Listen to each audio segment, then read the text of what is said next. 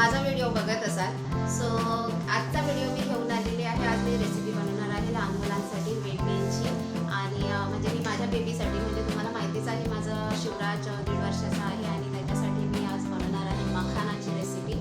तर आजचा व्लॉग तुमच्या बेबीजसाठी असणार आहे.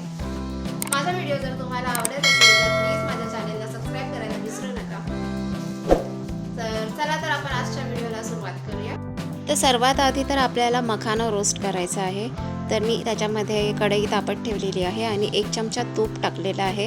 आणि मोस्टली मी ना पहिला म्हणजे दूध जेव्हा यायचं गोठ्यातून डायरेक्टच यायचं ना, तेव्हा मी घरीच म्हणजे हे तूप ना घरीच प्रिपेअर करायची.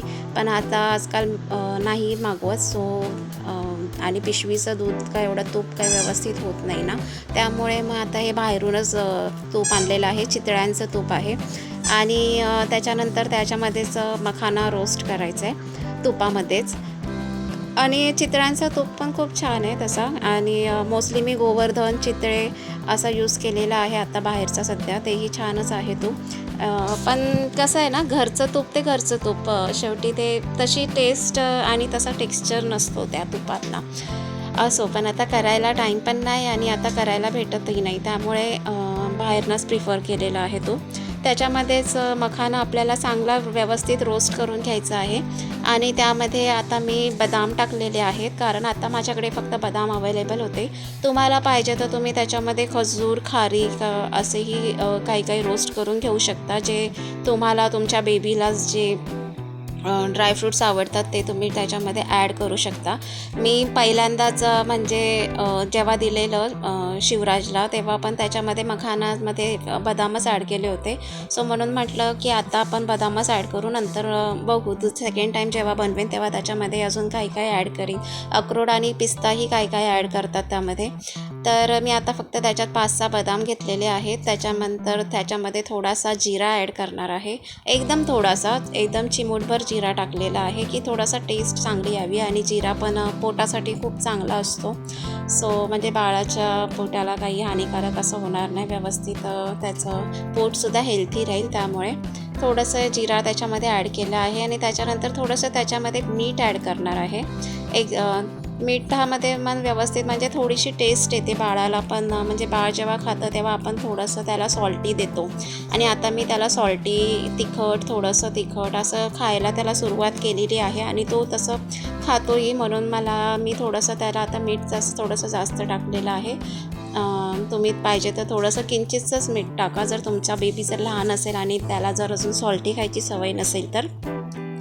आणि शिवराजला मी कसं तर सॉल्टी देते थोडंसं. आणि म्हणजे व्यवस्थित मखाना ना रोस्ट झाला पाहिजे, बघा एकदम व्यवस्थित असा क्रंची झाला पाहिजे. सो त्याच्यानंतर मिक्सरला छानपैकी ग्राइंड करून घ्यायचं आहे आणि खूप छान मस्त अशी पेस्ट पावडर करून घ्यायची आहे. ही बघा, छान मस्तपैकी असा ह्याचा सॅरेलॅक रेडी झालेला आहे. तर बाळाला आता शिवराजला द्यायचंच होतं, सो म्हटलं तुमच्यासोबत दाखवते कसं द्यायचं ते. तर मी वाटीमध्ये 2 ते 3 चमचे घेतलेलं आहे आणि थोडंसं पाणी गरम केलेलं आहे. ते कोमट झाल्यावरती त्याच्यामध्ये ॲड केलेलं आहे आणि व्यवस्थित त्याला मिक्स करून शिवराजचा खाऊचा रेडी तयार झालेला आहे. आणि त्याने खूप म्हणजे माझा बेबी असा खूप छान खातो हे. आणि तुम्हाला पाहिजे तर तुम्ही ह्या पावडरची खीरसुद्धा बनवू शकता. तुम्ही ह्या पावडरचं काही म्हणजे करू शकता, तुम्हाला जे हवं आहे ते, तुम्हाला जसं हवं आहे. आणि त्याच्यानंतर मी एक दुसरं बनवलं आहे. दुसरं बनवायला सुरुवात केलेली की मखाना चटपटा करायचा होता. अनादर म्हणजे मग मी परत कढईमध्ये मखाना रोस्ट करून घ्यायचा आहे. मखाना आपल्याला नेहमी रोस्ट करून घ्यायचाच आहे, त्याशिवाय तो असा क्रंची आणि क्रिस्पी होणार नाही. त्याच्यामध्ये मी थोडंसं मीठ टाकलेलं आहे आणि छान गोल्डन थोडंसं ब्राऊन कलर येईपर्यंत त्याला रोस्ट केलेलं आहे. मखाना चटपटा काही जास्त हे नाही आहे, फक्त थोडंसं आपल्याला त्याच्यानंतर छानपैकी रोस्ट झाला ना की परत तीच कढई घेतलेली आहे, कारण त्यालामध्ये मीठ चिकटलेलं असतं. आपण जेव्हा आता मीठ टाकलेलं तेव्हा त्याच्यामध्ये थोडंसं जिरा टाकला, हळद टाकली आणि थोडासा आपला लाल मसाला टाकला आणि त्याच्यातच परत मखाना ॲड केला की छानपैकी त्याला परतून घ्यायचं आहे. खूप छान असे क्रिस्पी आणि खूप चटपटे होतात. तुम्हाला हवं आहे तर तुम्ही त्याच्यामध्ये नंतर तुम्ही त्याच्यामध्ये हवं आहे तर तुम्हाला कांदा, म्हणजे आपण भेळेला कसं करतो तसंही सुद्धा करू शकता. तुम्हाला हवं तर तुम्ही मिरचीसुद्धा, हिरवी मिरचीसुद्धा त्याच्यामध्ये ॲड करू शकता, कढीपत्ता ॲड करू शकता. पण मला असंच खायला आवडतं आणि शिवराज पण हे असे खातो. सो छान लागतं हे असंसुद्धा खायला.